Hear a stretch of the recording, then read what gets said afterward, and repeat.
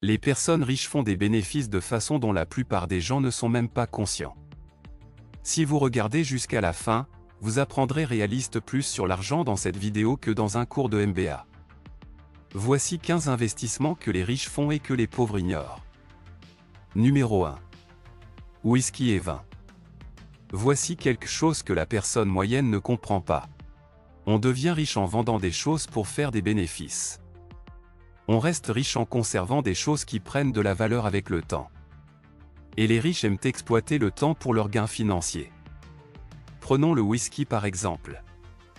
Un whisky de 2023 ne vaut pas grand-chose, mais un whisky de 20 ans l'est. Les gens pauvres achètent du whisky à la bouteille au supermarché. Les riches l'achètent à la distillerie par le fût. Vous n'avez même pas à prendre physiquement possession des fûts. Beaucoup de ces distilleries ou fournisseurs tiers les conservent pour vous et organisent même la vente au moment opportun. Pour la distillerie, cela génère de l'argent. Ils réduisent les frais généraux tout en faisant vieillir le whisky, et cela atténue le risque de perdre de l'argent. Et avant de le balayer, le vieillissement du whisky génère des rendements de 10 à 15% par an. Et en ce qui concerne le vin, eh bien, depuis 1988, les vins de qualité d'investissement ont connu un taux de croissance annuel composé entre 10 et 11%. Dans les deux cas, c'est un rendement sur investissement plus élevé que de nombreuses autres actions. Le S&P 500 a un rendement moyen d'environ 10% par an. Numéro 2. Objets de collection. Livres rares, bandes dessinées, jouets, timbres, pièces de monnaie, objets de collection sportifs, baskets, objets de collection de films, cartes à échanger. Il y a même un marché pour les figurines humaines. Ces petits bijoux se vendent aussi cher que 5 000 $ pièce. Il y a 2 ans, en juillet 2021, une carte illustrée Pikachu s'est vendue pour 5 275 000 $. C'est une seule carte Pokémon. Un comic book Superman numéro 1 s'est vendu à un étonnant 5,3 millions de $. Une paire de baskets portée par Michael Jordan lors des finales de la NBA en 1998 s'est récemment vendue pour 2,2 millions de $, établissant un nouveau record du monde pour les chaussures les plus chères jamais achetées. Et la liste continue, d'accord? S'il y a une demande pour cela, les gens commenceront à enchérir. Mais attention, si la demande disparaît, votre argent aussi. Nous avons vu cela se produire avec les Beanie Babies et les NFT. Avec la montée de l'IA générative, le marché de l'art NFT a complètement dégringolé. Montres et sacs à main de luxe. Avez-vous déjà remarqué comment les hommes riches ont tendance à collectionner des montres et les femmes riches ont des salles de dressing remplies de sacs de luxe? Plus précisément, avec ce modèle particulier. Il s'agit du Hermès Himalayan Birkin, d'une valeur de 500 000 $. Et s'il en arrivait plus sur le marché, les gens sauteraient sur l'occasion pour les acheter. Les riches se concentrent sur des produits très demandés qui ont une offre très limitée. La plupart des gens ne le savent pas, mais vous ne pouvez pas entrer dans un magasin Rolex ou Hermès et acheter vous-même les produits. Ce n'est tout simplement pas ainsi que ça se passe dans le monde des riches. Les magasins sont principalement à des fins d'exposition uniquement. Si vous êtes éligible, c'est-à-dire si vous êtes en phase avec la marque correctement, ils vous mettront sur liste d'attente et vous appelleront lorsque le produit sera disponible. Une Audemars Piguet Royal Oak a une liste d'attente de 2 ans. C'est la même chose avec la plupart des montres Rolex et parfois même avec les voitures de luxe. Dans le cas du sac Birkin d'Hermès, vous achetez votre chemin vers le haut. Vous vous mettez sur la liste d'attente et d'abord, ils vous proposent un sac de niveau inférieur, que vous devez acheter sinon vous ne serez pas invité à revenir. Si vous continuez à faire des achats avec eux, au fil du temps, vous accumulerez assez de crédit social pour qu'on vous propose un sac Birkin. Il y a des listes d'attente qui peuvent s'étendre jusqu'à 6 ans simplement pour vous acheter un sac. Et ce qui est plus, en magasin, vous paierez entre 10 000 $ pour un sac Birkin, mais dès que vous en sortez, vous pourriez facilement trouver des acheteurs en ligne pour 30 000 à 40 000 $. La même chose se produit avec les montres de luxe. Une Patek Philippe Nautilus, qui se vendra au détail entre 30 000 et 50 000 $, se vendra sur le marché secondaire pour plus de 100 000 $. Numéro 4. Banque privée. Vous savez comment pour la plupart des gens, conserver de l'argent à la banque leur coûte de l'argent?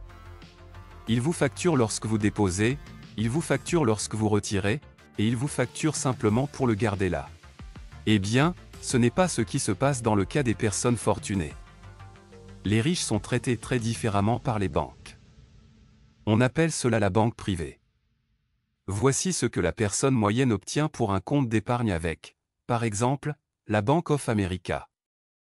Mais sachez que c'est une histoire similaire avec presque toutes les autres banques.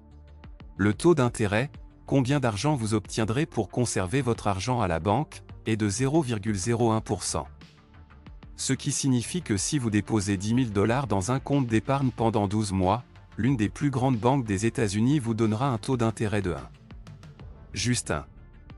Si vous êtes éligible à ce que signifie Advantage Savings Diamond Honor, ils vous donneront un étonnant 4 en intérêt sur le dépôt de 10 000 $. C'est hilarant. Sur 100 000 $, c'est 10. Sur 1 million $, l'intérêt payé serait de cents. Et tout cela se passe à une époque où l'inflation ronge votre pouvoir d'achat de plus de 5% d'une année sur l'autre. Vous êtes-vous déjà demandé quel type de rendement les personnes riches obtiennent en conservant leur argent à la banque? Préparez-vous à être choqué, d'accord? La plupart des banques privées génèrent en moyenne entre 7 et 13% par an sur les liquidités déposées. Oui, tandis que la banque paie aux personnes pauvres 10 pour chaque 100 000 $ déposés. Cette même banque donne aux riches 10 000 $ pour chaque 100 000 $ déposés. En Europe, nous avons reçu une offre de 8% de rendement garanti par l'État sur les dépôts de plus de 100 000 $. Chaque banque a son propre système de niveau, mais vous devriez pouvoir qualifier pour les services de banque privée à environ 250 000 $. Sans parler de la multitude d'avantages que la banque vous offrira une fois que vous serez un client de niveau supérieur, comme le service de conciergerie, l'accès à des événements privés, des adhésions et des réductions massives sur des produits et expériences de luxe. Ah! Maintenant, l'un des investissements les plus célèbres, mais aussi mystérieux, pour les ultra-riches et l'art de luxe, des œuvres multimillionnaires apparaissant discrètement dans des manoirs et des yachts via des concessionnaires mystérieux. Ils ne font les gros titres que lorsqu'ils se vendent pour des milliards dans la collection d'un PDG de la tech. Une grande partie du dollar de plus de 1 trillion de dollars est invisible si vous n'êtes pas dans le marché. Et cette exclusivité signifie que les ultra-riches savent que l'art se comportera différemment en tant qu'investissement. C'est un marché dirigé par ceux qui s'enrichissent réellement en temps de trouble. Des personnes qui stockent ensuite cet argent sous forme d'œuvres d'art célèbres. Regardez simplement les données. L'année dernière, les collectionneurs fortunés ont doublé leurs dépenses en art.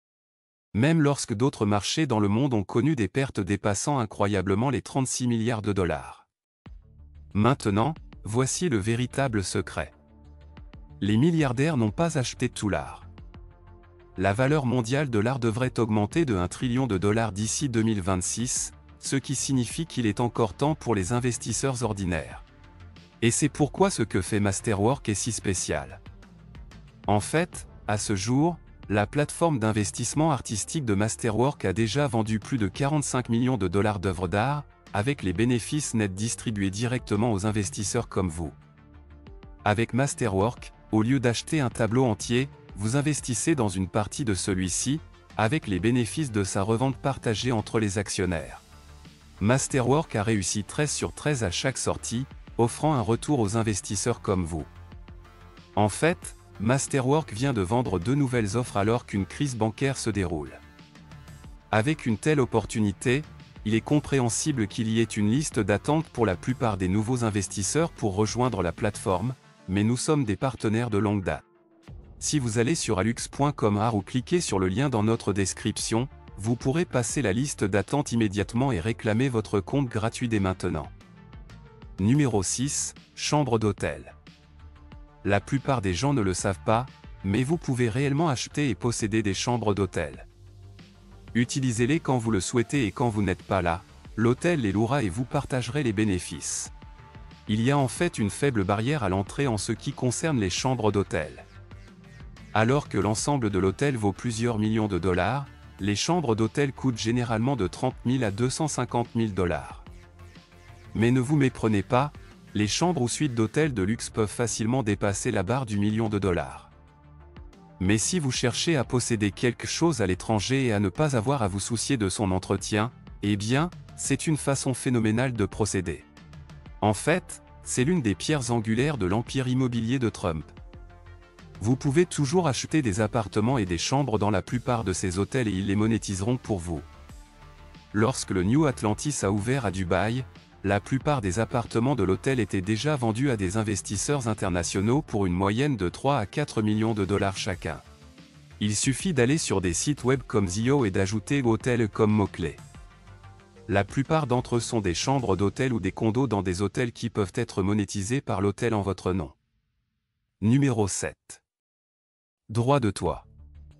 Si cela peut être monétisé, soyez assurés que quelqu'un trouvera un moyen de le faire. Il y a quelques mois, on nous a approchés pour investir dans une start-up qui achète discrètement les droits de toit de bâtiments dans quelques villes aux États-Unis. Alors, pourquoi font-ils ça? Eh bien, ils installent des panneaux solaires là-haut. Les résidents bénéficient de factures d'électricité plus basses et ils peuvent vendre l'électricité pour faire des bénéfices. Jusqu'à présent, les toits étaient pratiquement de l'espace perdu et vous pouviez acheter les droits de toit assez bon marché car la plupart d'entre eux ne sont pas utilisés, mais cela ne sera probablement plus le cas pendant très longtemps. Vous savez tous ces livreurs qui vous apportent votre Amazon, Uber Eats et autres? Eh bien, très bientôt, ils seront remplacés par des livraisons par drone, qui auront besoin d'un espace sûr pour atterrir et déposer votre commande. Les toits? Eh bien, ils vont avoir leur moment assez bientôt. Numéro 8. Droits miniers et d'eau. Il y a beaucoup de ressources précieuses là-bas qui ne sont pas exploitées. Les droits d'eau de source en font partie. Vous pouvez acheter les droits de l'eau de source, puis les vendre commercialement. Nous avons appris cela de l'entrepreneur en série Jean Valvy, qui a une histoire assez intéressante. Il a trouvé une source d'eau de haute qualité, a acheté les droits de l'État, embouteillé l'eau et créé Dorna. Quelques années plus tard, il a vendu la marque d'eau Dorna à Coca-Cola, mais sa soif n'était pas étanchée encore. Une fois que son accord de non-concurrence a expiré, il a trouvé une autre source et fondé une autre marque d'eau appelée Aqua Carpatica, qu'il a vendue l'année dernière à Pepsi. Plusieurs sorties d'eau en utilisant essentiellement la même formule commerciale encore et encore. Chaque pays a ce qu'on appelle des enregistrements de propriété minérale. C'est une base de données pour voir qui possède les droits sur quoi en termes de ressources naturelles. Il vous suffit de rechercher droits miniers à vendre plus votre pays et vous devriez pouvoir trouver une plateforme d'enchères où les gens enchérissent pour eux. Numéro 9. Achat de dettes d'autres personnes. Eh bien, voici une intéressante. Saviez-vous que vous pourriez en fait acheter et posséder des dettes pour quelques centimes sur le dollar? Pas seulement la vôtre, mais celle de plusieurs personnes? Les prêts sur salaire, les prêts personnels, les découverts, les dettes médicales, les hypothèques, même les paiements de factures, tout cela se négocie sur un marché secondaire. Lorsqu'une personne ne paie pas immédiatement sa dette, l'entreprise à qui l'argent est dû peut choisir soit de tenter de la récupérer elle-même, soit de la vendre à quelqu'un d'autre. C'est ce que font les agences de recouvrement. L'entreprise qui est due regroupe généralement toutes les dettes impayées en un seul paquet et le vend à quelqu'un d'autre pour 15 à 30% de la valeur de la dette. L'agence tente ensuite de collecter et de conserver la différence en tant que profit. Il existe même des sites d'enchères dédiés à l'achat et à la vente de dettes auxquelles vous n'étiez probablement même pas conscient. Numéro 10. Coaching et conseil. Les personnes riches exploitent l'expertise d'autres personnes pour avancer plus rapidement dans la vie que tout le monde. Voici quelque chose que nous voulons que vous vous souveniez. Sans aide et conseils externes, votre seule façon de grandir est par essai et erreur. Obtenir de l'aide professionnelle comme un mentor ou un coach réduit la distance entre là où vous êtes et où vous voulez être parce que vous utilisez les apprentissages des autres à votre avantage. C'est le plus grand secret et l'outil le plus puissant que vous avez à votre disposition pour y arriver le plus rapidement possible. Avoir des personnes qui l'ont fait pour vous montrer le chemin rapide. Mais les mentors ne sont pas disponibles partout et les coachs qui savent réellement ce qu'ils font sont incroyablement chers, c'est pourquoi seuls les riches ont accès à cet avantage injuste. C'est le cas. Vraiment, qu'avez-vous à perdre? Numéro 11. Capital investissement et start-up en phase précoce. Saviez-vous que vous n'avez pas besoin d'être entrepreneur ou de créer une entreprise pour gagner de l'argent avec une entreprise? Bienvenue dans le monde du capital investissement.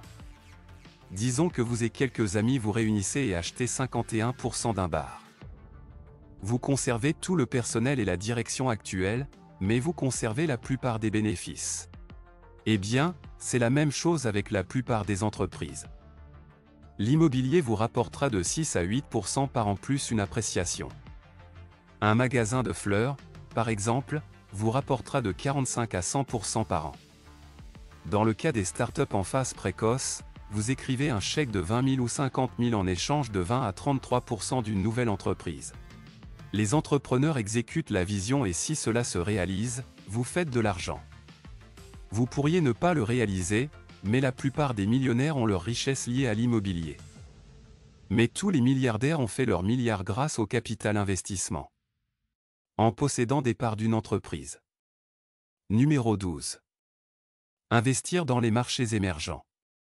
Ce sont les pays émergents actuels, ce qui signifie que leur transition est déjà en cours. La plupart de ces pays ont déjà connu une augmentation des prix de l'immobilier au cours de la dernière décennie.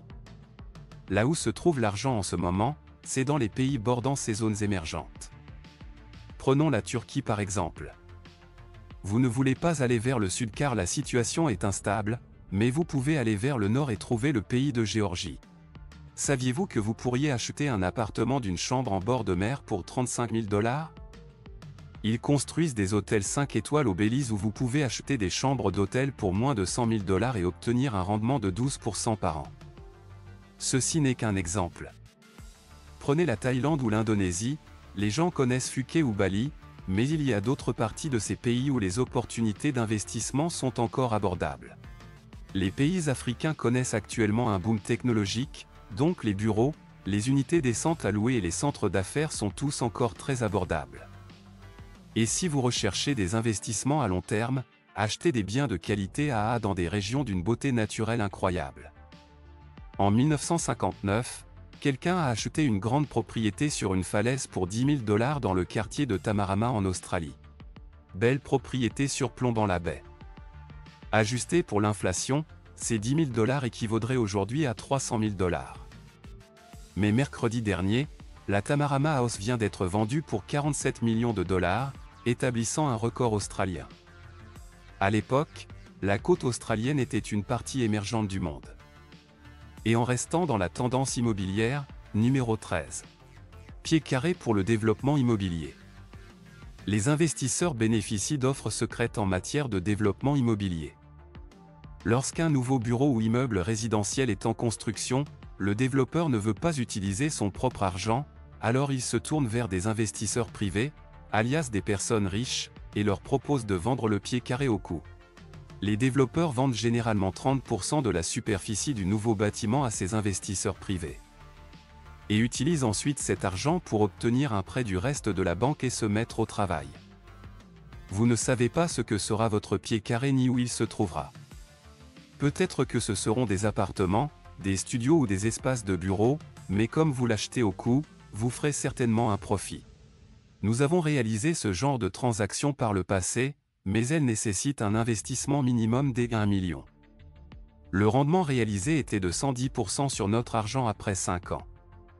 Le seul inconvénient était un délai d'attente plus long pour le rendement de votre investissement, puisque vous investissez au stade le plus précoce possible, mais si vous vous associez à un développeur de haute confiance, le profit est presque garanti. Il existe d'autres options immobilières avec des promoteurs plus petits.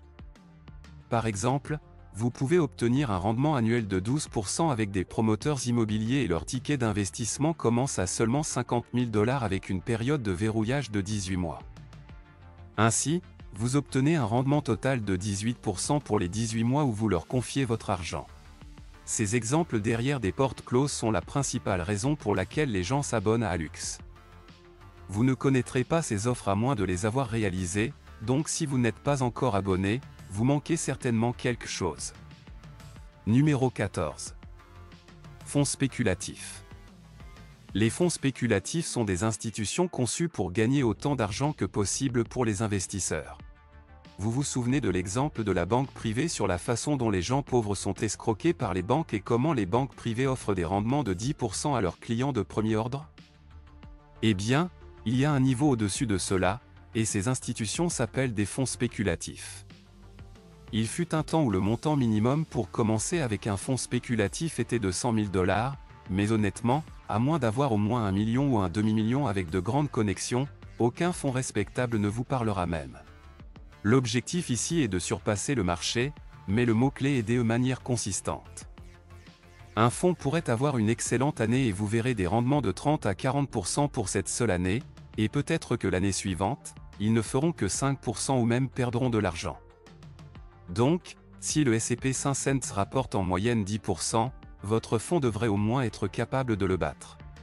Par exemple, le fonds de Jim Simon, Renaissance Technologies, qui est considéré comme l'un des performants les plus cohérents dans cet espace, rapporte en moyenne 40% par tranche de 3 ans. Ce sont les fonds de Bobby Axelrod, du genre Wolf of Wall Street, qui cherchent toujours à être un pas en avant du marché pour maximiser les rendements. Et le dernier élément de notre liste, numéro 15. Épouser une personne riche. Maintenant, c'est quelque chose que les telenovelas et les contes pour enfants ont popularisé. L'idée du prince qui épouse la servante pauvre. L'idée du millionnaire fortuné qui tombe amoureux d'un associé de magasin, mais cela ne se passe pas vraiment de cette façon. Les gens pauvres parlent beaucoup d'épouser une personne riche, mais cela arrive presque jamais. Vous finissez généralement par vous marier dans votre niveau de revenu ou légèrement au-dessus, mais presque jamais 1000 fois au-dessus. Épouser une personne riche se produit de manière disproportionnée plus souvent parmi les riches, même si la disparité de richesse est plusieurs fois plus élevée. Ce que cela signifie, c'est que si vous êtes millionnaire, vous avez plus de chances d'épouser une famille de milliardaires que de vous marier dans une famille de millionnaires si vous êtes pauvre. La principale raison est simplement la proximité. Les différences de mode de vie entre les millionnaires et les milliardaires ne sont pas vraiment si élevées. Statistiquement parlant, vous avez donc plus de chances d'être dans les mêmes environnements et d'avoir les mêmes opportunités pour vous engager.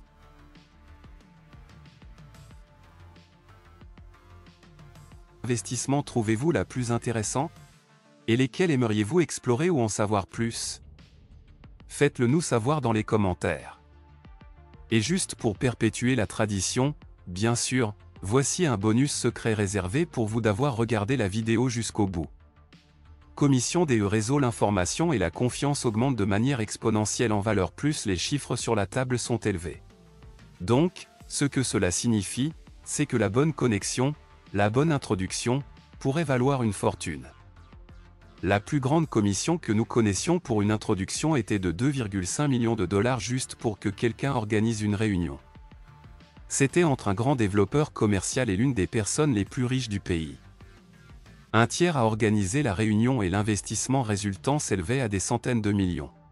Le tiers a garanti des deux côtés de la table et a assuré aux deux parties que l'autre était assez digne de confiance pour poursuivre l'accord.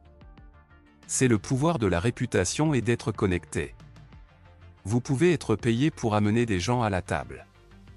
À un niveau inférieur, il existe de nombreux exemples de frais de recherche.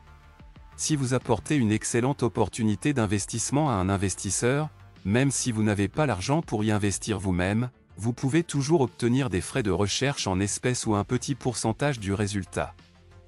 Au fait, Grant Cardone fait cela tout le temps où il conclut des accords sans utiliser son propre argent. Il exploite simplement sa réputation pour conserver 30% des accords qu'il crée pour d'autres personnes. Eh bien, maintenant vous le savez.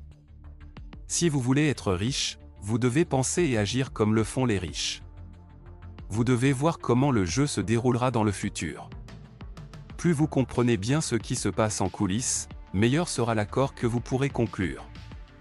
Si vous êtes prêt à conclure différents accords à l'avenir, écrivez le mot accord dans les commentaires.